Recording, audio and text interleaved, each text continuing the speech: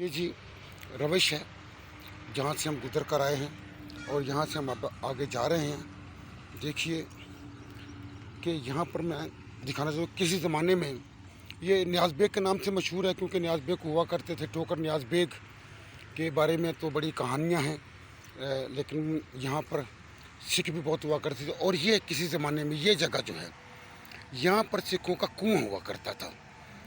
और ये जगह मैं आपको दिखाता हूँ। ये कुआं जब वो चले गए, बाद में बहुत देर तक ही वो कुआं मौजूद रहा, लेकिन आहिस्ता से कुआं ख़त्म हो गया। और ये वो जगह है जहाँ कुआं हुआ करता था किसी ज़माने में। और ये दरख्त जो आपको पीपल का दिखाई दे रहा है ये था। और यहाँ पर जब पीपल का दरख्त लगाया गया तो उगाया होगा या लगाया गया होगा, तो ये जो जगह है ये कुएं की जगह थी।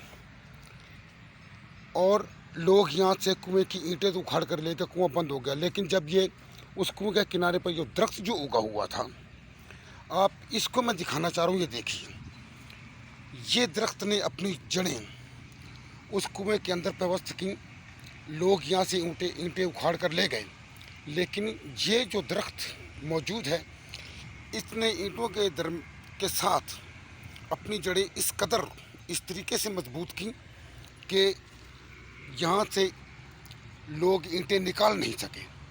ये देखिए जी, ये पूरा दरख्त है और आपकी समझ में आएगा कि किस तरह से उसने अपनी ईंटों को अपनी जड़ों में मजबूत कर रखा है।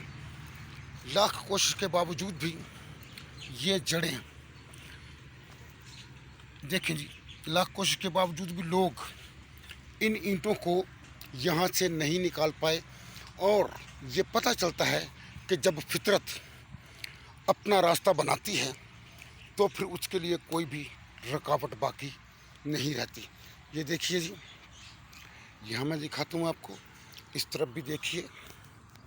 ये देखिए, ये पूरा ये ईंटें जो हैं ये पीपल की जड़ों में व्यवस्थित हैं। और उसके बाद इन ईंटों के साथ उसने अपनी जड़ें जब नीचे की सिमत लेकर गया, तो ये अपनी जड़ें यहाँ से नीचे की सिमत लेकर उसने ज़मीन में जगह बना ली। और ये जगह उसने इस तरह से बनाई है कि एहसास होता है कि ये देखें जी, ये देखें। और ये तब का दरख्त है।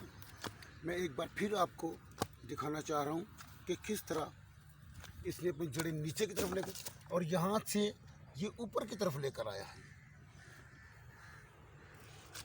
और ये देखिए,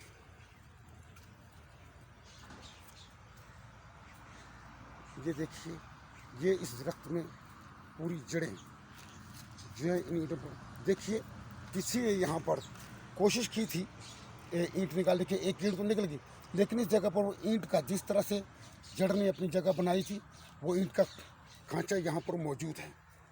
देखिए, ये देखिए जी,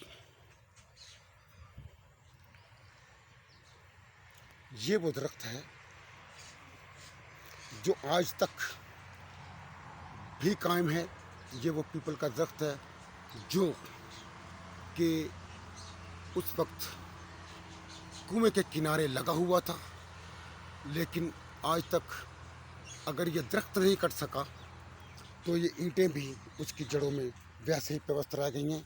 मैं आपको फिर दिखाता हूँ कि ये वो जगह है जहाँ पर कुआं मौजूद हुआ करता था।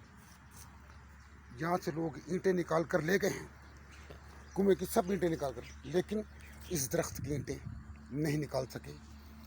देखिए, ये कुदरत की सनाई है या फितरत का मुआवजा कि ये दरख्त आज भी कायम दायम है और ये ईंटें आज भी उसकी जड़ों में व्यवस्थित हैं।